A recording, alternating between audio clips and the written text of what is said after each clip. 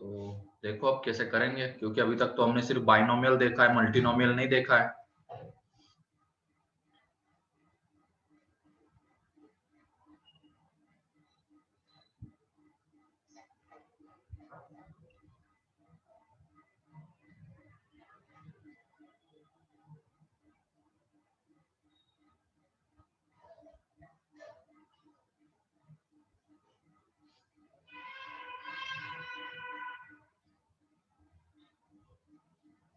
अनन्या तुमने चेक किया था उसको ऑफिशियल से?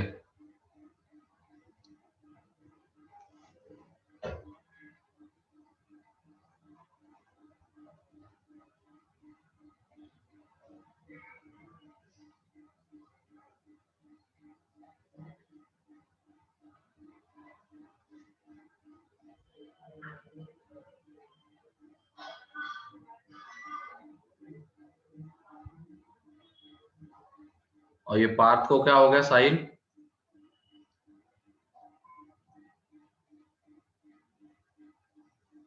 पता नहीं सर। ओके चलो कोई नहीं।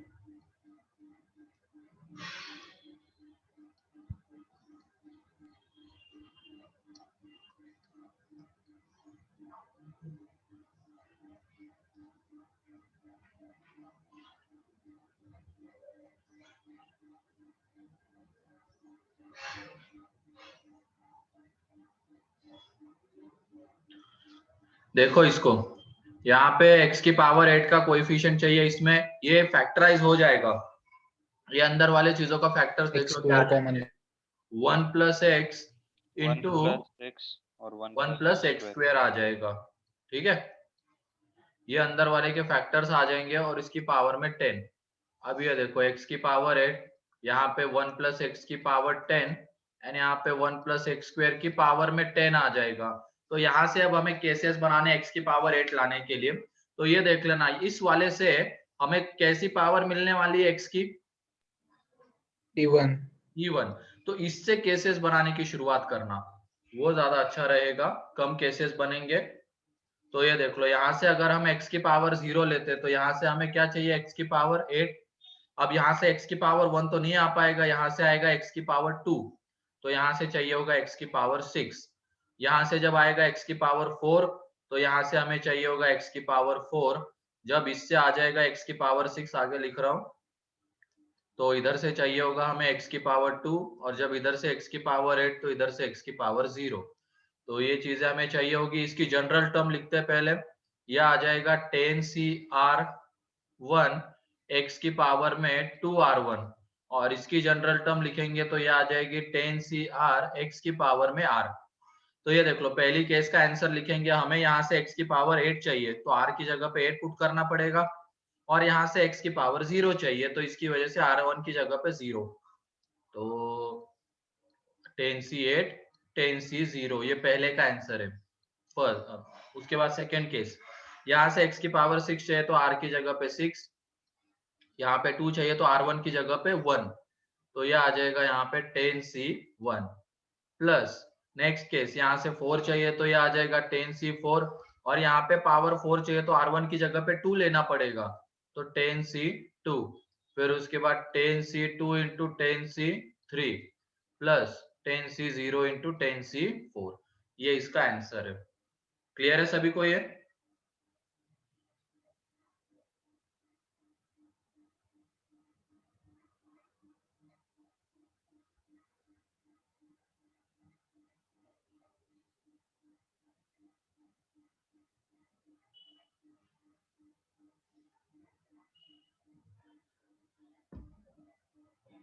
कैसे किया गया, क्लियर है?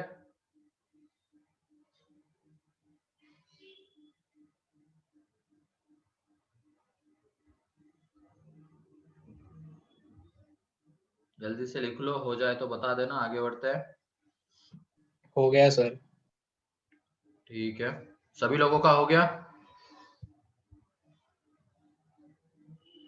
Yes sir. Next question, find the coefficient of x की पावर x की पावर 9 इन 1 प्लस एक्स स्क्वायर की पावर में 4, 1 प्लस एक्स क्यूब की पावर में 7 एंड 1 प्लस एक्स की पावर 4 की पावर 12। तो थोड़ा केसेस ढंग से बनाना यहाँ पे। यहां से देख लो पावर कैसे आने वाली है, इवन। यहां से पावर आने वाली है इवन, यहां से इवन भी आएगी और ऑड भी आएगी। तो ध्यान रखना ये 9 ऑड है, तो यहां से इवन दोनों का सम इवन आएगा, तो यहां से कैसी पावर आनी चाहिए, ऑड। ऑड। तो उसके अकॉर्डिंगली केसेस बनाओ। चलो जल्दी करो।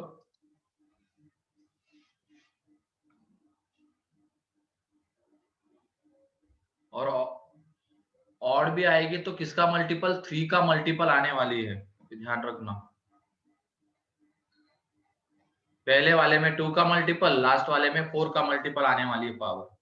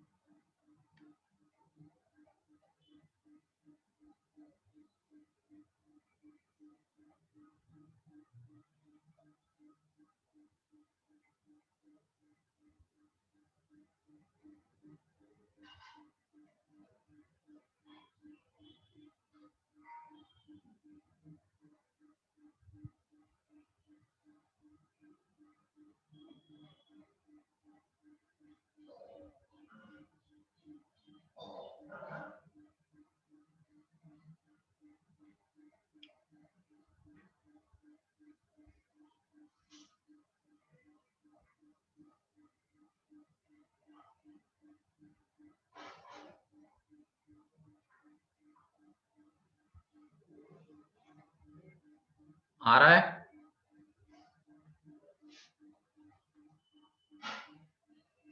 सर एक ही केस बनेगी ना, कौन सी? X square x cube n x raise to 4। 9 वाली भी तो बनेगी रे। ये देख लो, यहाँ से x की पावर ऑड आनी चाहिए तो x की पावर 3। तो अब हमें x की पावर 6 चाहिए, तो x की पावर 6 चाहिए तो ये बन सकता है, यहाँ से x की पावर 6 आ जाए और यहाँ से x की पावर 0। यहाँ से 4 का मल्टीपल आने वाली है, ध्यान रखना। अब उसके बाद एक्स क्यूब, यहाँ पे x की पावर 4 और यहाँ से x की पावर 2। इसके अलावा तो और कोई पॉसिबल नहीं होगी। उसके बाद जब हम यहाँ से लेंगे x की पावर 9, तो यहाँ से x की पावर 0, x की पावर 0। ठीक है। अब इसकी जनरल टर्म यह आ जाएगी 4c(r1) x की पावर 2r1।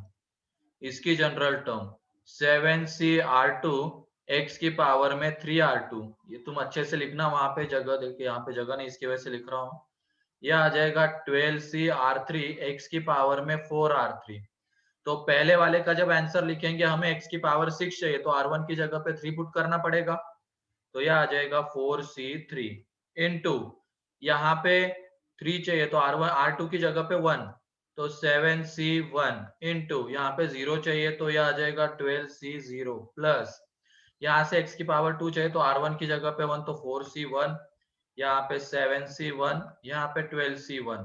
अगले वाले में आ जाएगा 4c0, 9 चाहिए था तो r2 की जगह पे 3, तो 7c3 इंटू 12c0। क्लियर है? क्लियर है ये? हाँ सर। तो जल्दी से करो इसको, लिख लो इसको जल्दी से।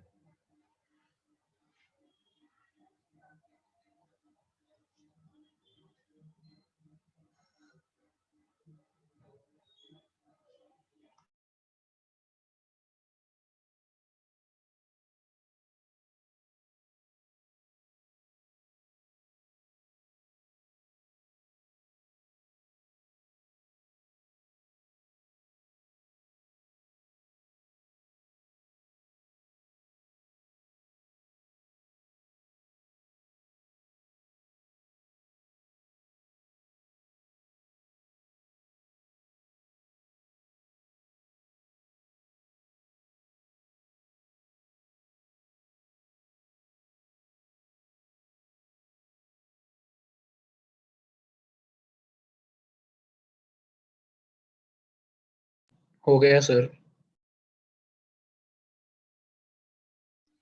नेक्स्ट लिखते हैं अब। ये अब अगला क्वेश्चन थोड़ा अलग टाइप का होगा। इसमें है find the number of terms, या तो ये लिखो सिंपल से, ये एक्सपांशन, ये 1 प्लस एक्स स्क्वेयर, ठीक है, इसकी पावर में 20 है। Then find number of different terms,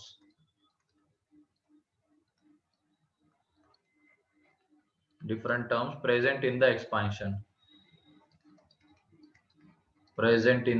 expansion, जल्दी से।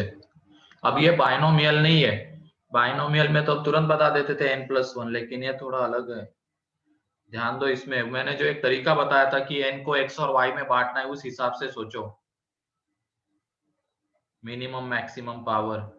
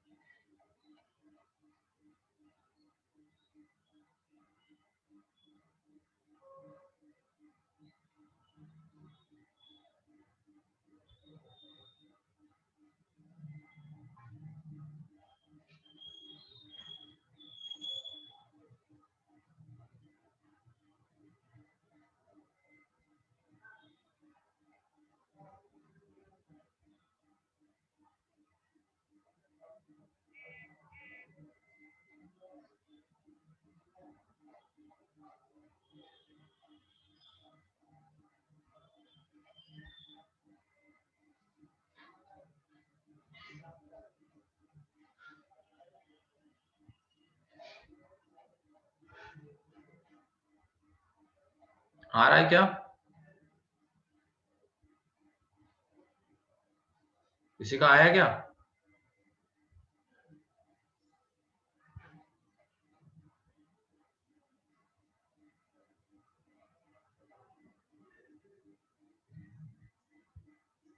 $51 हाँ, नहीं, 51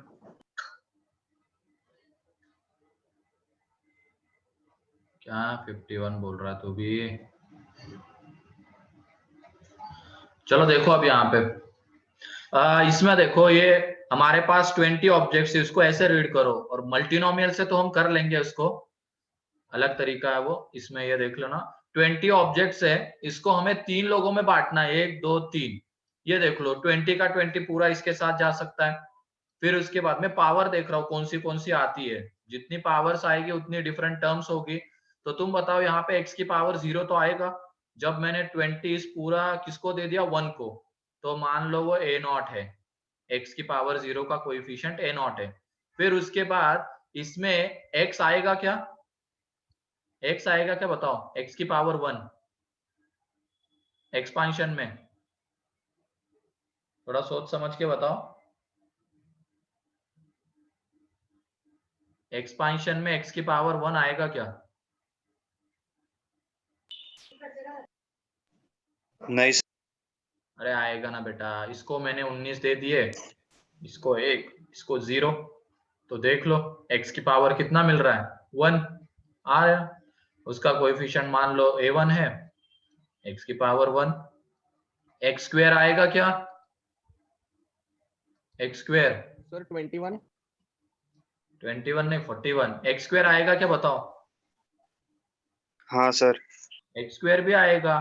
मतलब यहाँ पे x की सारी पावर आएगी और मैक्सिमम पावर कौन सी आएगी, X की पावर 40. x की पावर 40। तो यहाँ पे टोटल नंबर ऑफ टर्म्स बताओ तुम्हें, 40 plus 1, 41. 41 नंबर ऑफ टर्म्स, तो ये आ जाएंगे यहाँ पे 41। और ये ध्यान रखना मल्टीनोमियल में एक फॉर्मूला है n प्लस के माइनस 1 सी के माइनस 1, वो फॉर्मूला इसमें एप्लीकेबल नहीं है, बताऊंगा उस टाइम पे उसका रीजन। इस वजह से एक क्वेश्चन बोनस हो रखा है मेंस में पहले, 2018 के पहले ही हुआ है वो। ऐसे जो क्वेश्चंस होते हैं ना जिसमें दो इसमें सेम वेरिएबल दिख रहा है, जैसे यहाँ पे वेरिएबल देखो x है, यहाँ पे भी वेरिएबल x है, तो दो टर्म्स में अगर कॉमन वेरिएबल आ रहा है उस केस में वो फॉर्मूला एप्लीकेबल नहीं है। उसमें हमें इसी तरीके से जाना होता है कि पावर देखेंगे क्या क्या आती है, अलग अलग पावर्स, और उससे हम आइडेंटिफाई करेंगे नंबर ऑफ टर्म्स। ठीक है, क्लियर है ये? हाँ सर. फिर उसके बाद नेक्स्ट क्वेश्चन है, उसमें तुम्हें बताना है क्या आएगा, 1 plus x square plus x की पावर 4 और इसकी पावर में है 20, इसमें find number of different terms, find number of different terms.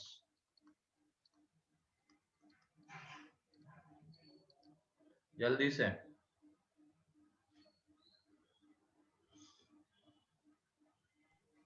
व- 122 अरे नहीं रे, थोड़ा सोच समझ के।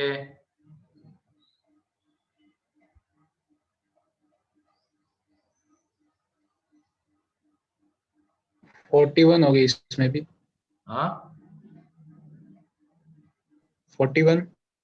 41, हाँ, क्योंकि देख लो इसमें कौन सी पावर्स आएगी एक्स की, ऑड पावर्स आएगी क्या, Even.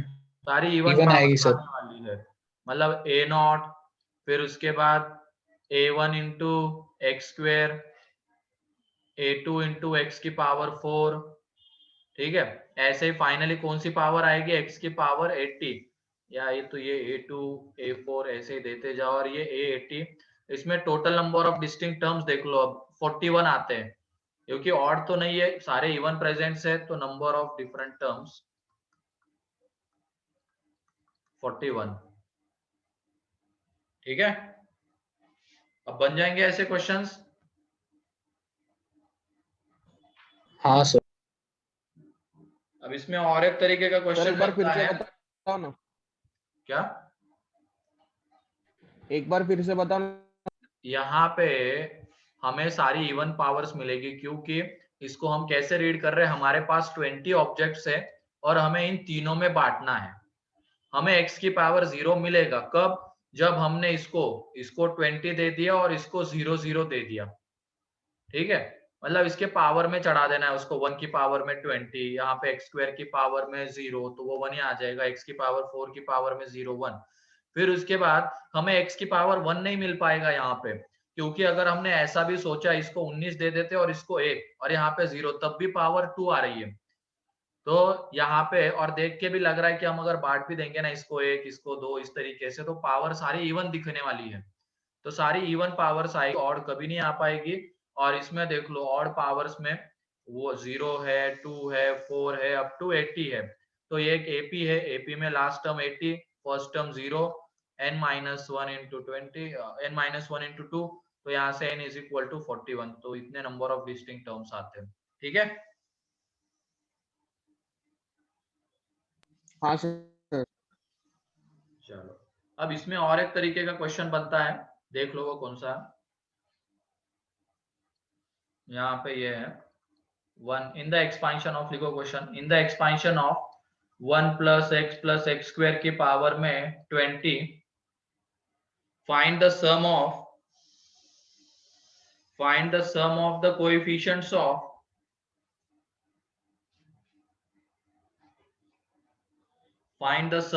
Coefficients of first part में different powers of x,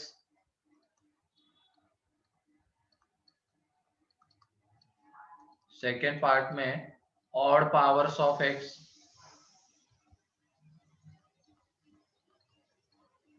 and third में इवन पावर्स ऑफ एक्स। मतलब पहले में तो क्या है, सारे कोएफिशिएंट का सम आएगा, दूसरे में जिनकी पावर ऑड है ऐसे कोएफिशिएंट का सम, और तीसरे में जिनकी पावर इवन है ऐसे कोएफिशिएंट का सम, इवन पावर्स ऑफ एक्स। ठीक है,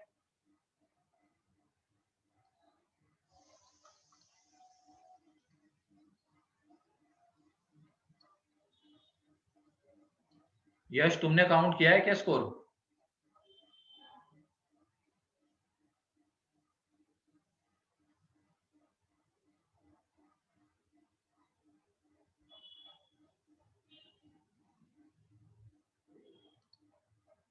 अच्छा 162, ओके। कौन से शिफ्ट में था तुम्हारा?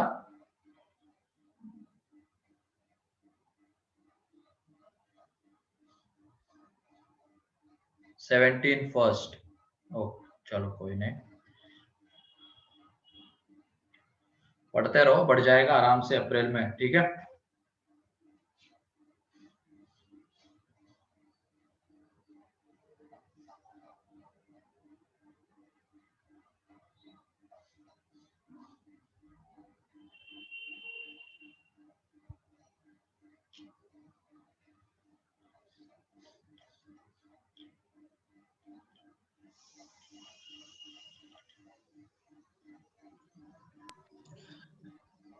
सर सर टोटल और 20 का। हाँ सर फर्स्ट का आंसर 3 की पावर 20 है क्या? हाँ 3 की पावर 20 है। सेकंड का 3 की पावर 20 माइनस 1/2 और थर्ड का आंसर 3 की पावर 20 प्लस। ना रे, इधर देख लो, पहले में इसका पहला तो डिफरेंट पावर्स देख लो कौन सी आ रही है। 1 प्लस एक्स स्क्वायर की पावर में 20, तो इसमें ए नॉट एक्स की पावर 0 का कोएफिशिएंट, a1 एक्स की पावर 1 का कोएफिशिएंट, a2 एक्स स्क्वायर का कोएफिशिएंट, a3 एक्स क्यूब का कोएफिशिएंट। ठीक है, ऐसे ही फाइनली कौन सा है, a40 एक्स की पावर 40 का कोएफिशिएंट। अब हमें सारे कोएफिशिएंट का सम चाहिए, मतलब हमें a0 plus a1 plus a2 plus a3 plus up to कहां तक जाना, a40। तो ये बताओ x की जगह पे क्या पुट करना पड़ेगा? 1 x इज इक्वल टू 1 जब हम पुट करेंगे तो यहाँ पे तो 3 आ जाएगा, 3 की पावर में 20, और इधर देखो जो हमें चाहिए था वो मिल गया, a0 plus a1 plus a2 plus a3 up to a40। तो सारे कोएफिशिएंट का सम हमें मिल चुका है। अब हमें बात करनी है ऑड पावर्स, तो इसके लिए ध्यान रखना आप कैसे अप्रोच करना है। सबसे पहले हमने x की जगह पे 1 पुट किया तो हमें ये मिला। अब हम क्या पुट, इसको मान लेते हैं सपोज फर्स्ट। अब हम पुट करेंगे x की जगह पे -1, x की जगह पे -1 पुट करेंगे तो ये 1 आ जाएगा, इज इक्वल टू ये a0 माइनस a1, x की जगह पे -1 पुट किया है, a2 minus a3 up to a40, ये आ गया सेकेंड। तो ये बताओ अगर हमें ऑड पावर चाहिए तो फर्स्ट एंड सेकेंड को क्या करना पड़ेगा, हमें फर्स्ट में से सेकेंड को सब्ट्रैक्ट करना पड़ेगा।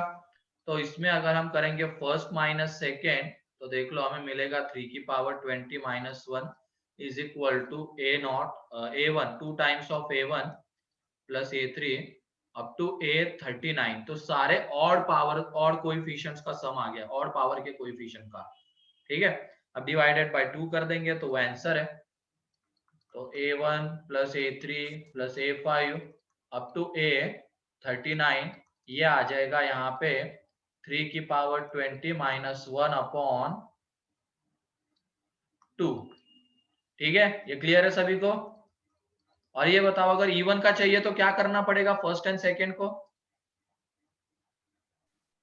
अच्छा यही आया था क्या? Add. सही है। फर्स्ट एंड सेकंड को अब हमें ऐड करना पड़ेगा, हमें इवन पावर के कोएफिशिएंट का सम चाहिए, इसका मतलब हमें चाहिए a0 plus a2 plus a4, तो इन दोनों को ऐड करना पड़ेगा। तो यहाँ पे अगर हम करेंगे फर्स्ट प्लस सेकंड तो हमें मिलेगा 3 की power 20 plus 1 is equal to 2 times of a0 plus a2 plus a4 dash dash dash up to a40। तो यहाँ से a0 plus a2 plus a4 up to a40 is equal to आ जाएगा 3 की पावर 20 प्लस 1 अपॉन 2।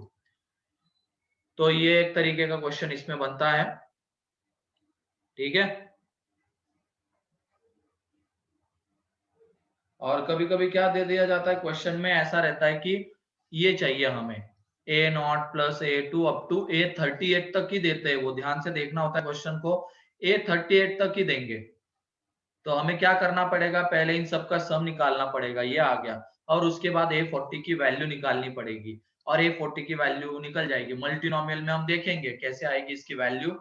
उसके बाद a40 की value निकल गई, उसको उधर ले जाके माइनस कर देंगे, ठीक है।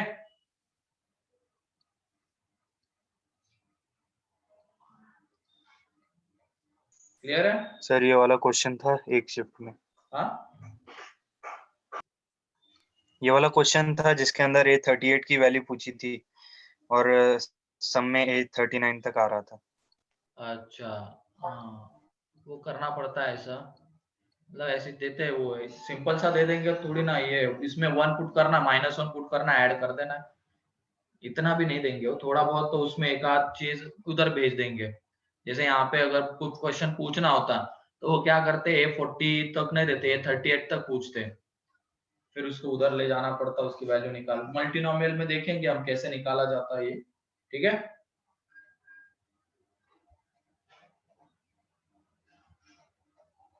ये ठीक है,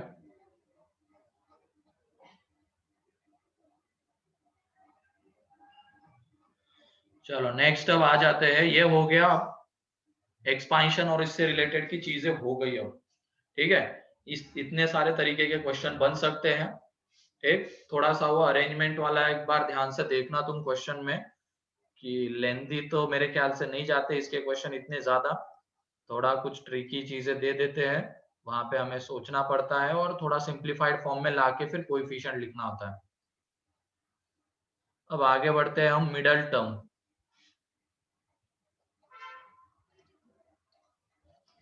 मिडल टर्म तो ये x प्लस वाई की पावर n, इसका एक्सपांशन है, वो क्या होता है nc0 x की पावर n, nc1 x की power n minus 1 into Y, nc2 x की power n minus 2 into Y square up to ncn y की पावर n। ये रहता है, इसमें नंबर ऑफ टर्म्स कितने आते हैं, n प्लस 1। अब यहाँ पे मिडल टर्म डिपेंड करती है कि ये n कैसा नेचुरल नंबर है। तो यहाँ पे अगर हमने n को ले लिया इवन ले लिया तो नंबर ऑफ टर्म्स कितने कैसे आ जाएंगे, इवन या ऑड? ऑड। ऑड आ जाएंगे, नंबर ऑफ टर्म्स ऑड आ जाएंगे। और अगर नंबर ऑफ टर्म्स ऑड रहते तो कितनी मिडल टर्म्स रहती है? 1. 1। जैसे देख लो 0 1 2 3 4, कितने टर्म्स है? 5। 5। कितनी मिडल टर्म्स है? 1। एक ही मिडल टर्म है, ठीक है। तो n अगर इवन आएगा तो नंबर ऑफ टर्म्स ऑड हो जाएंगे, क्योंकि नंबर ऑफ टर्म्स कितने होते हैं बाइनोमियल एक्सपेंशन में, n plus 1। Number of terms odd हो गए तो 1 मिडल टर्म आएगी, 1 मिडल टर्म। और वो टर्म कौन सी रहेगी, यहाँ पे देख लो कौन से नंबर की टर्म है ये, n की जगह पे हमने 4 लिया है, कौन से नंबर की टर्म है, थर्ड नंबर की है ना, तो वो यहां से हाँ सर। निकलेगी कौन से नंबर की term, n/2 plus 1th number की टर्म, n/2 अलग से प्लस 1, ठीक है। इस नंबर की टर्म मिडल टर्म होगी, number of terms this 1 middle term, और वो कौन सी टर्म होगी, n/2 plus 1th term.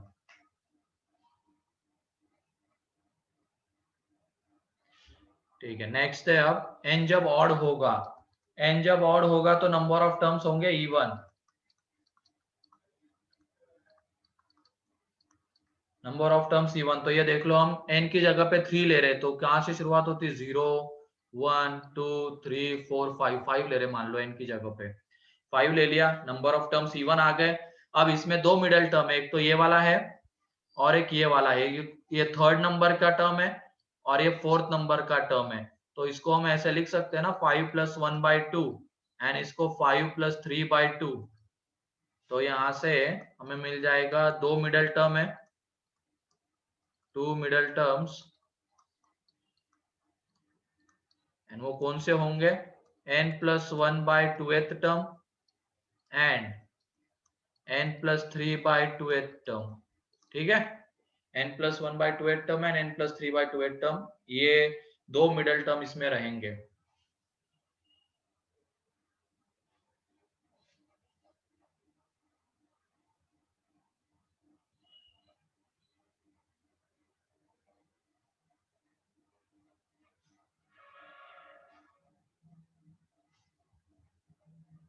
Clear है? ये लिख लो इसको जल्दी से।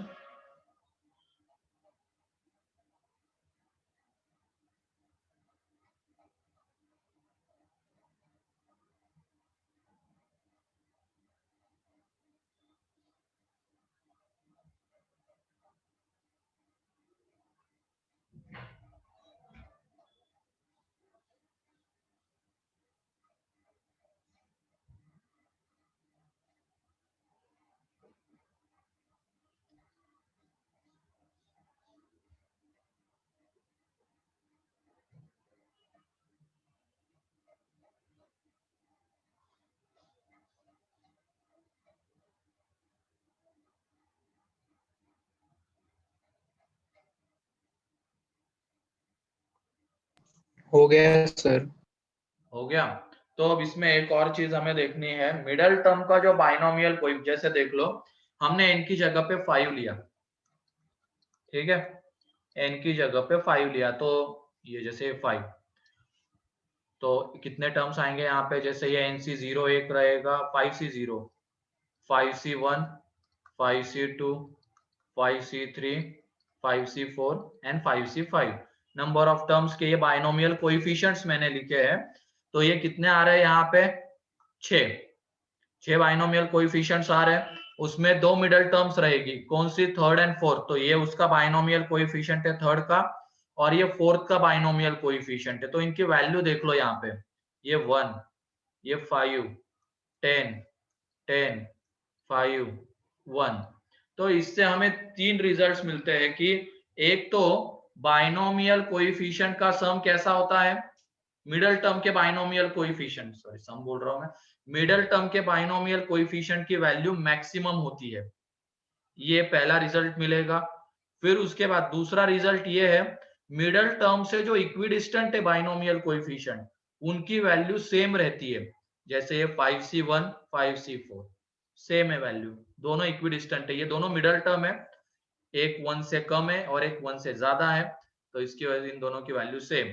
फिर उसके बाद 5c0, 5c5, इन दिनों की वैल्यू सेम। तो ये दूसरा रिजल्ट हमें मिलता है। एंड तीसरा रिजल्ट, पहले बाइनोमियल कोएफिशिएंट की वैल्यू बढ़ेगी up to middle term, and उसके बाद उसकी वैल्यू घटेगी। तो ये तीन रिजल्ट हमें मिलते हैं। क्लियर है तीनों result?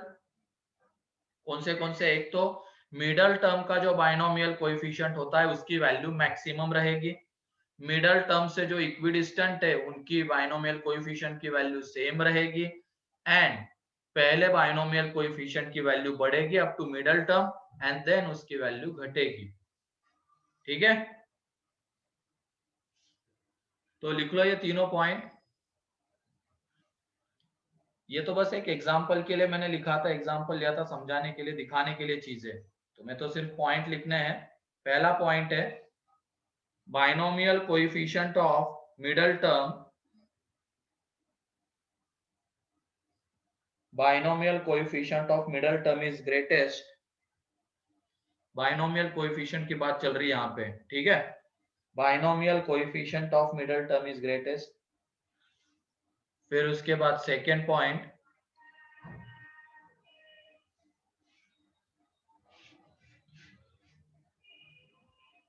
value of the binomial coefficients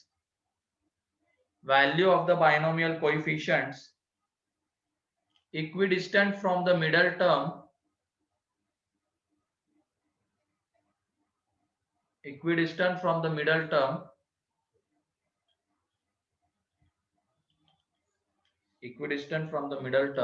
is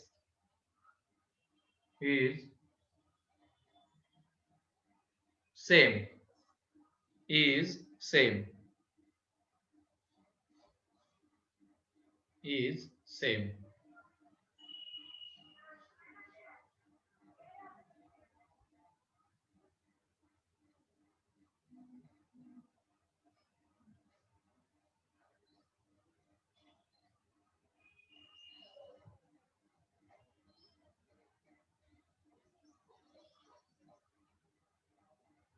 third point है, first value of the binomial coefficient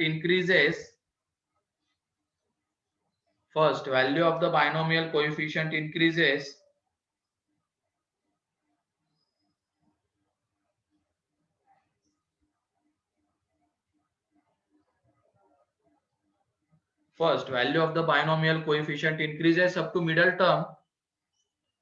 to middle term, then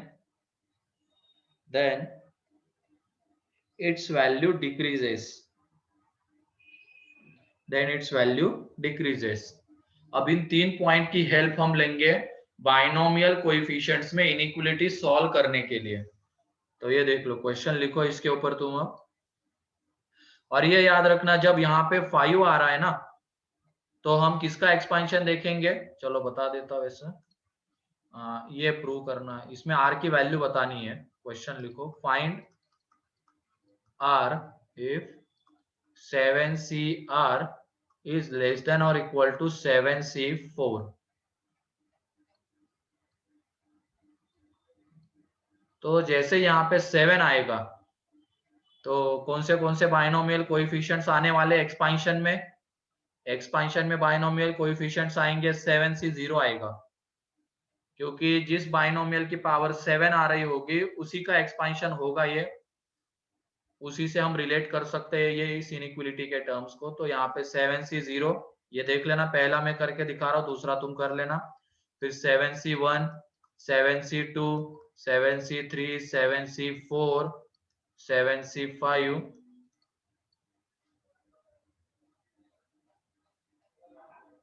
आवाज आ रही है? हाँ सर। Yes sir. हाँ, फिर उसके बाद 7c6 एंड 7c7। जब यहाँ पे 7 आ रहा है, उसमें 2 मिडल टर्म्स आएंगे। कौन सा? एक तो आ जाएगा ये वाला 4th नंबर का, और एक 5th नंबर का आ जाएगा। इन दोनों की वैल्यू मैक्सिमम रहेगी, ठीक है। मतलब ये जो देखो यहाँ पे ये 7c4, इसकी वैल्यू मैक्सिमम है। अब हमें 7cr उससे छोटा चाहिए या उसके इक्वल चाहिए। तो यहाँ पे बताओ, क्या हम r की वैल्यू 0 ले सकते हैं क्या? क्योंकि इनकी वैल्यू ही मैक्सिमम रहेगी। इनके अलावा जितने भी आएंगे उन सब की वैल्यू उनसे क्या रहेगी? कम रहेगी। तो यहाँ पे r की वैल्यू हम 0 ले सकते हैं, क्योंकि 7c0 इससे छोटा ही रहेगा। फिर 1 भी ले सकते हैं, ठीक है, 2 भी ले सकते हैं। फिर उसके बाद 3 ले सकते हैं क्या, बताओ? हाँ, क्योंकि इक्वल हो जाएगा। हाँ सर। पॉसिबिलिटी है ना वहां पे, तो 3 भी ले सकते हैं, 4 भी ले सकते हैं।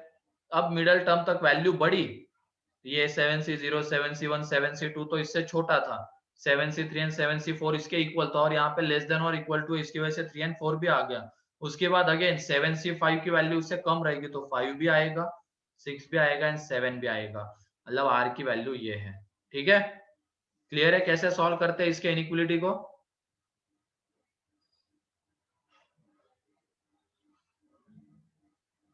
अगर लेस देन होता तो क्या आता? सिर्फ लेस देन होता तो 3 और 4 नहीं आता। 3 और 4 नहीं आता।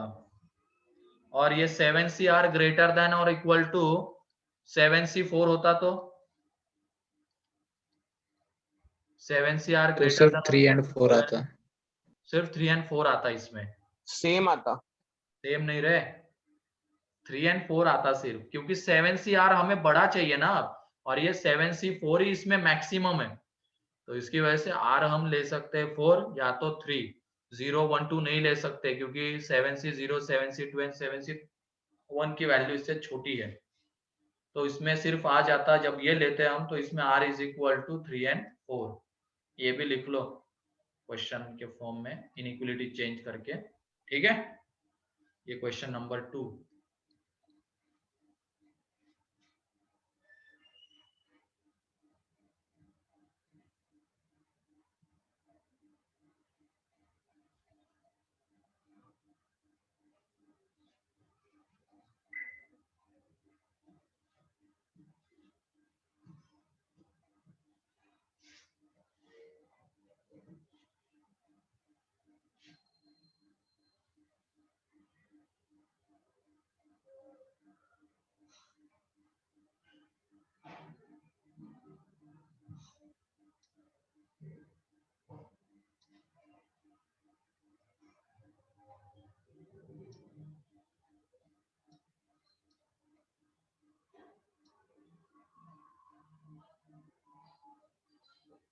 हो गया? हाँ सर। ठीक है, नेक्स्ट क्वेश्चन तुम लोगों के लिए है। क्वेश्चन ये है 13CR is greater than 13C5।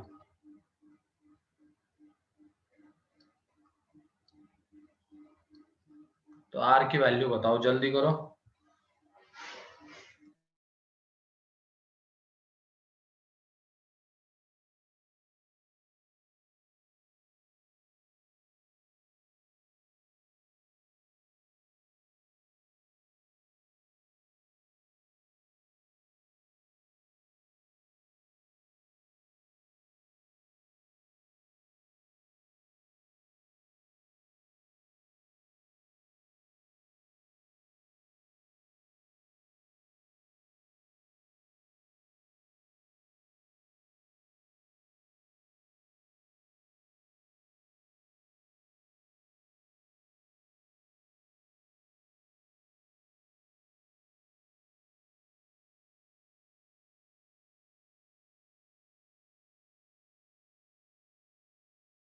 Six and 7. सही है, क्योंकि इसमें दो मिडल टर्म आएंगे। एक तो कौन सा आएगा 13 + 1 upon 2th term and 13 + 3 upon 2th term. तो ये जो टर्म है ये कौन सा है 7th नंबर का, तो और ये है 8 नंबर का। इसका बाइनोमियल कोएफिशिएंट आएगा 13C6 और इसका आएगा 13C7। ये तो हमें मिल गया। अब ये देख लो, पूरा लिखने की जरूरत नहीं है। यहाँ पे 13C5, 13C6, 13C7, फिर उसके बाद 13C8, ऐसे आगे चलता जाएगा। इन दोनों की वैल्यू मैक्सिमम आने वाली है और हमें क्या चाहिए 13CR 13C5 से बड़ा चाहिए। तो उस R की वैल्यू क्या होगी 6 एंड 7। अब 13C5 एंड 13C8 की वैल्यू सेम आ रही थी और यहाँ पे इक्वलिटी नहीं है, उसकी वजह से हम R की जगह पे 5 एंड 8 नहीं ले सकते। उससे छोटा तो ले ही नहीं सकते और इससे बड़ा, क्योंकि इनकी वैल्यू तो फिर इससे भी छोटी रहेगी। क्लियर है? अब इसकी इनइक्वालिटीज कैसे सॉल्व होती है?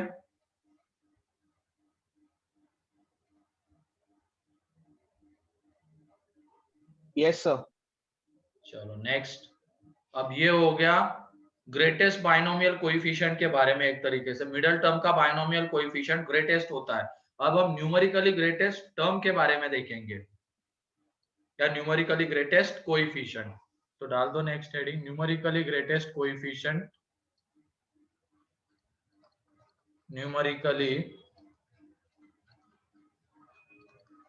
ग्रेटेस्ट कोएफिशिएंट और टर्म। कोएफिशिएंट के केस में दो तरीके के क्वेश्चन होते ही है। कोएफिशिएंट जब पूछा जाता है ना, तो जो भी वेरिएबल वहां पे प्रेजेंट होगा उसकी जगह पे हम 1 वैल्यू ले लेते हैं। एंड जब टर्म के बारे में बोला जाता है तो हमें वेरिएबल की वैल्यू गिवन रहेगी। लेकिन जब हमें कोएफिशिएंट के बारे में पूछा जाएगा तो हमें वेरिएबल की वैल्यू 1 लेनी पड़ेगी। ठीक है, 1 ही लेके चलते हैं।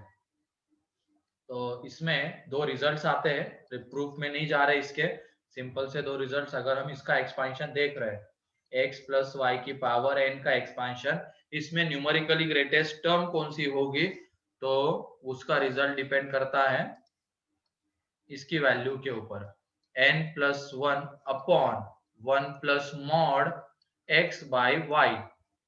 इसकी वैल्यू जो आएगी उसके ऊपर डिपेंड करेगा कि न्यूमेरिकली ग्रेटेस्ट टर्म कौन सी होगी, ठीक है, कितने होंगे, वो सारी चीजें। तो यहाँ पे लिख लेना, अगर ये इसकी वैल्यू आ जाती है m, एक इंटीजर, पहला कंक्लूजन है, प्रूफ नहीं लिखवा रहा हूं इसका, कोई जरूरत नहीं प्रूफ की, इसकी वैल्यू इंटीजर आ जाती है, उस केस में then there are to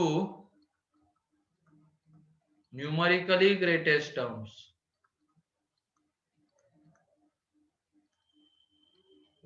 terms, और वो होंगे Tm and Tm plus 1, Tm and Tm plus 1, ठीक है। ये n plus 1 upon 1 plus mod x by Y की वैल्यू अगर इंटीजर आ जाती तो then there are two numerically greatest term, Tm and Tm plus 1। और एक चीज ध्यान रख, न्यूमेरिकल वैल्यू जैसे -2 होता है ना, उसकी न्यूमेरिकल वैल्यू हम बोलते हैं 2, न्यूमेरिकल वैल्यू विदाउट साइन लेनी होती है, तो ध्यान रखना। अगर इसको अल्जेब्रिकली हम देखने जाएंगे तो मे भी पॉसिबल हो सकता है कि ये निगेटिव आ जाए, लेकिन न्यूमेरिकली तो वो ग्रेटेस्ट रहेगा। न्यूमेरिकल वैल्यू मतलब उस टर्म की एब्सोल्यूट वैल्यू ही एक तरीके से।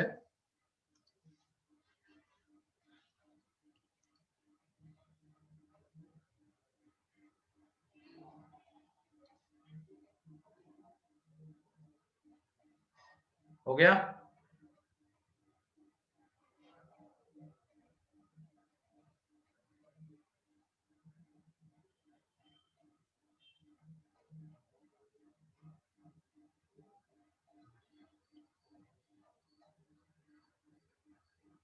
ये लिख लिया पहला। हाँ सर। अब दूसरा आ जाता है, अगर इंटीजर नहीं आ रहा है, n plus 1 upon 1 plus mod x by Y is not integer, but integral part of its value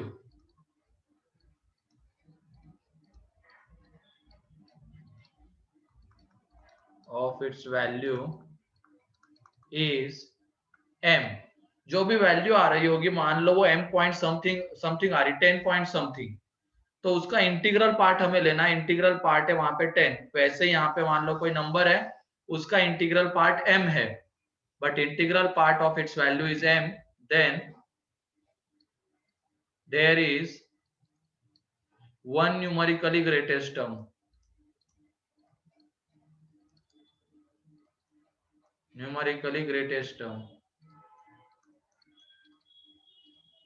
और वो रहेगी Tm प्लस 1।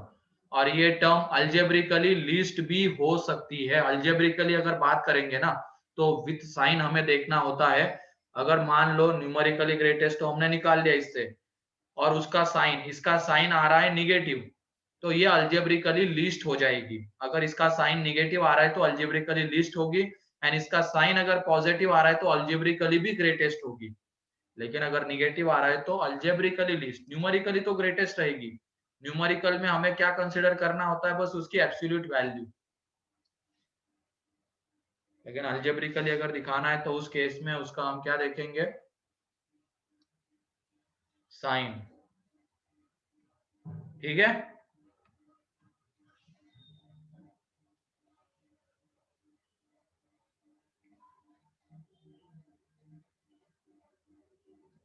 क्वेश्चन लिखो जल्दी से।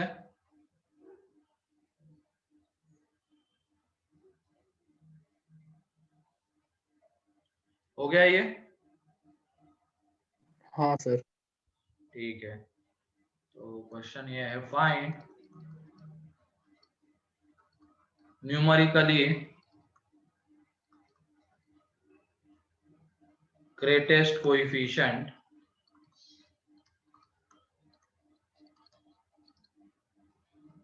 in the expansion of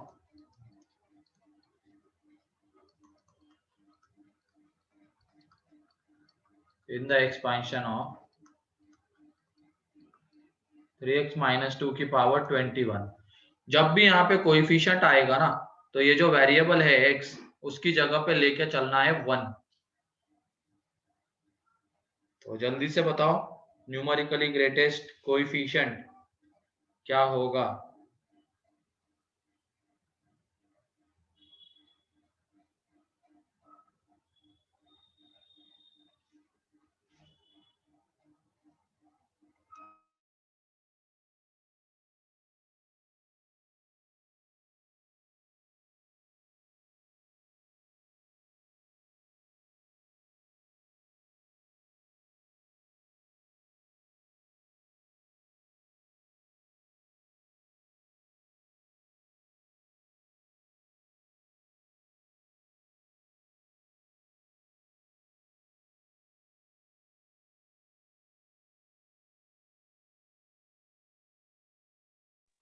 ninth term.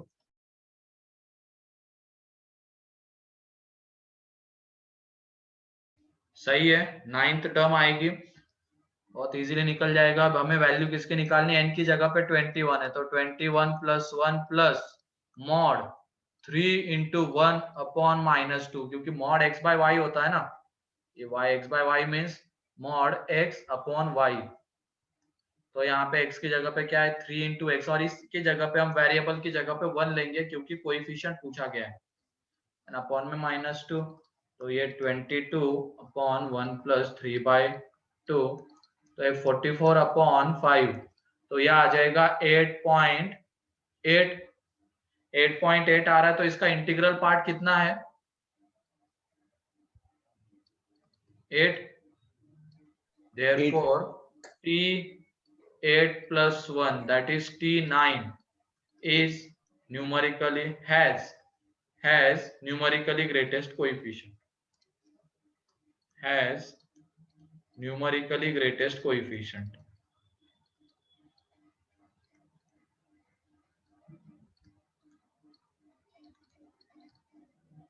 Has numerically greatest coefficient, और वो निकाल भी सकते हैं हम, टी 9th टर्म निकाल लो और उसमें उसके कोएफिशिएंट की बस बात करना, वो न्यूमेरिकली ग्रेटेस्ट रहेगा।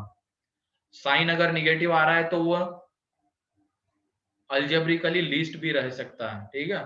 साइन देख लेना अब इसका, टी 9th टर्म अगर हम देखेंगे तो ये 21c8 3x की पावर में कितना आ रहा है, ये 13 इंटू -2 की पावर में 8। तो ये अल्जेब्रिकली कैसा है बताओ, अल्जेब्रिकली स्मॉलेस्ट। स्मॉलेस्ट क्यों,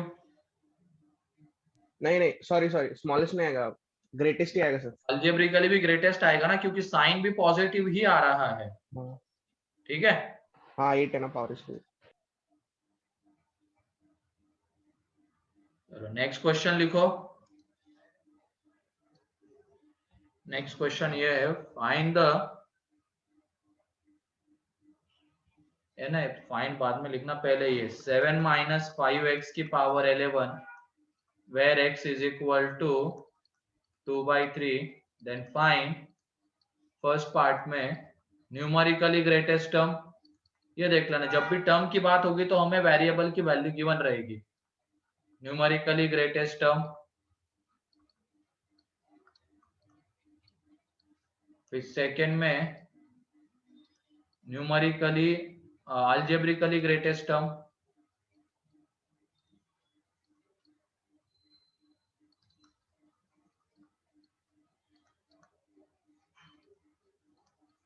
ग्रेटेस्ट टर्म, थर्ड पार्ट में अलजेब्रिकली लीस्ट टर्म।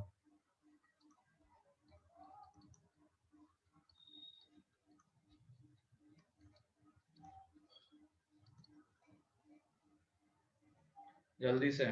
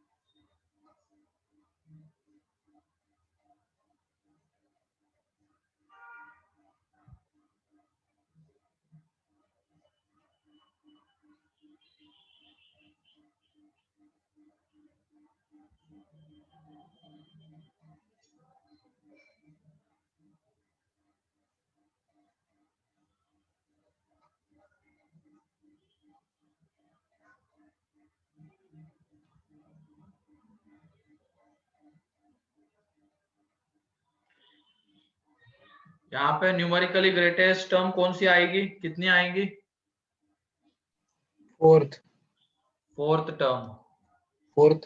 हाँ, क्योंकि देख लो इसमें जब हम वैल्यू निकालेंगे 11 + 1 अपॉन 1 + मॉड 7 अपॉन -5 इंटू 2/3, तो ऊपर में 12 इंटू 3 और नीचे में ये कितना आने वाला है, नहीं 3 नहीं 10, और नीचे में रहेगा 10 + 21, ये रहेगा ना। तो ये 120 डिवाइडेड बाय 31, तो ये 3 पॉइंट समथिंग आएगा। तो m की वैल्यू 3 हो गई, तो m की वैल्यू 3 हो गई, तो न्यूमेरिकली ग्रेटेस्ट टर्म कौन सी आएगी? T4। अब इसका साइन देख लो कैसा आता है T4 का।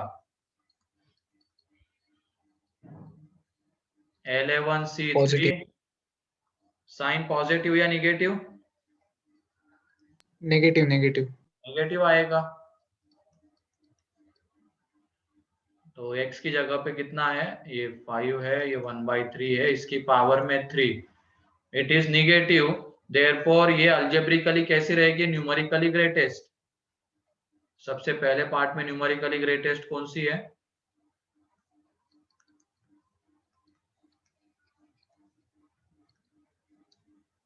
ये रहेगी T4। फिर उसके बाद ये अल्जेब्रिकली लीस्ट रहेगी, अल्जेब्रिकली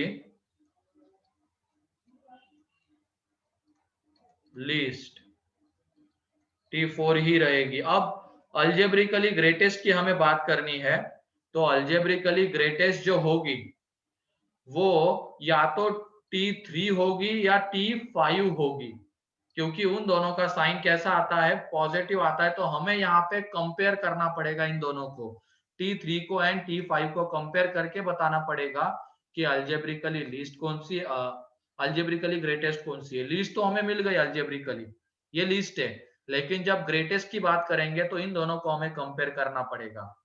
तो कंपेयर कर लेना, x की वैल्यू 1/3 लेके जो भी बड़ा आएगा वो अल्जेब्रिकली ग्रेटेस्ट होगा। ठीक है, कर लोगे ये? हाँ यहाँ पे क्या कर लेना, कंपेयर T3 एंड T4 ऐसे लिख लेना इसमें कंपेयर, क्योंकि दोनों का साइन पॉजिटिव आने वाला है, तो इन्हीं दोनों में से कोई एक न्यूमेरिकली ग्रेटेस्ट अल्जेब्रिकली ग्रेटेस्ट होगी। Compare T3 and T5 for algebraically greatest term. Sir T3 रहेगा ना ग्रेटेस्ट? अब वो देखना पड़ेगा वैल्यू निकाल के।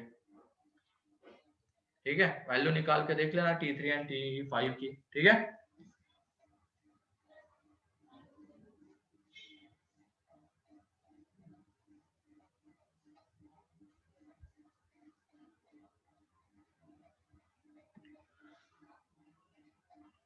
हो गया ये?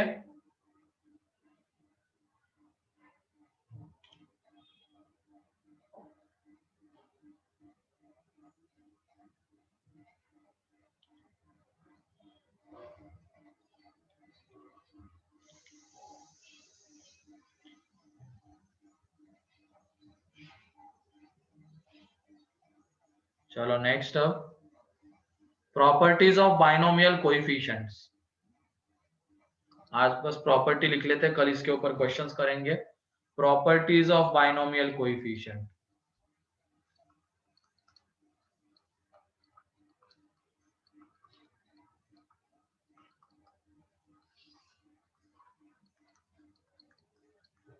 तो सबसे पहली प्रॉपर्टी होती है NCR is equal to NCN minus R. NCR is equal to NCN minus R होता है। तो इस प्रॉपर्टी की हेल्प हम यहाँ पे लेंगे। जब हमें बोला गया इसको सॉल्व करो, तो इस केस में क्या करना है, या तो x is equal to Y होना चाहिए, या x plus Y is equal to क्या होना चाहिए, n। एंड ये x एंड y दोनों के दोनों कैसे नंबर्स होने चाहिए बताओ? x एंड y कैसे numbers? Positive whole numbers, whole whole number. number. And x and y should be less than और इक्वल टू n। एंड फिर उसके बाद अगर ये दोनों इक्वेट करने तो या तो दोनों x एंड y इक्वल रहे या x प्लस y n रहे, क्योंकि देख लो इन दोनों का जब हम सम करेंगे तो वो n आना चाहिए। तो इन दो तरीके से ये इक्वल हो सकते, या तो दोनों चीजें सेम आ जाए या दोनों का सम n के इक्वल आ जाए। ठीक है। सेकेंड प्रॉपर्टी,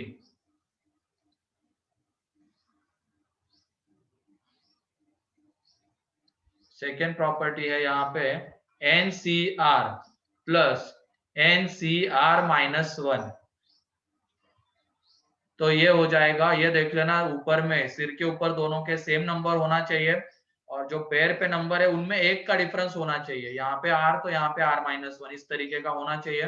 तो इसका जो सम आएगा जो सिर के ऊपर का है वो एक से बढ़ जाएगा एंड पैर वाले में जो इन दोनों में मैक्सिमम रहेगा वो आ जाएगा।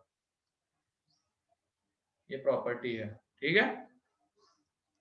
फिर थर्ड प्रॉपर्टी, अगर ये है NCR अपॉन NCR माइनस 1, तो इसको हम लिख सकते हैं N minus R plus 1 upon R।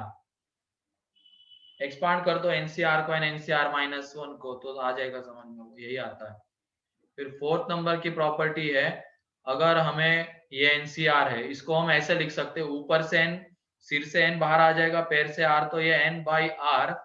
और फिर जो अगर हमें C के टर्म्स में लिखना है तो उसमें ये सिर वाला नंबर एक से कम हो जाएगा, पैर वाला एक से कम हो जाएगा। अगेन अगर मान लो हमें n minus 1 and R minus 1 को भी बाहर लेना है तो ये देख लो ये n बाई R तो पहले ही आ चुका है, अब ये n माइनस 1 R माइनस 1, यहाँ पे बचा रहेगा n minus 2 C R minus 2। ये फोर्थ नंबर की प्रॉपर्टी है। एंड लास्ट नंबर की प्रॉपर्टी है NCP PCM। तो यहाँ पे इसको हम लिख सकते हैं NCM N minus M C P minus M। दोनों से सेम रिजल्ट आएगा, फॉर्मूले से देख सकते हैं हम।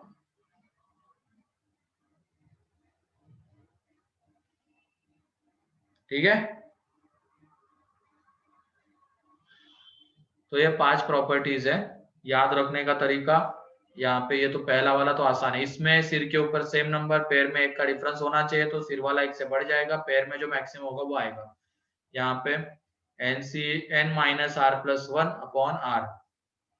फिर यहाँ पे अगर हमें मान लो n को और R को बाहर लेना है तो n बाय R, और ये एक से कम, ये एक से कम हो जाएगा। फिर अगर again n minus 1 and R minus 1 को लेना है तो आगे ऐसे बढ़ते चले जाएंगे। ठीक है।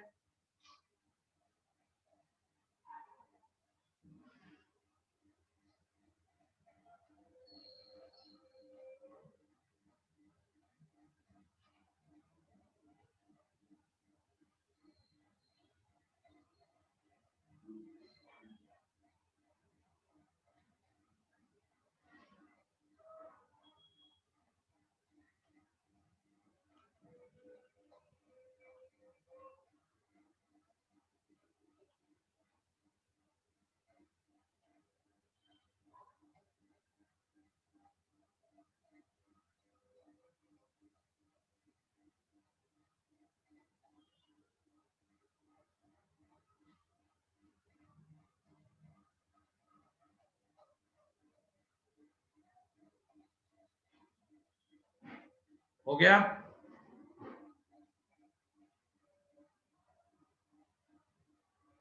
हाँ सर। चलो आज के लिए इतना ही है, इसके क्वेश्चंस हम कल करेंगे। हम देखेंगे बाइनोमियल का एप्लीकेशन क्या होता है और इसके क्वेश्चंस और सीरीज स्टार्ट कर देंगे। ठीक है।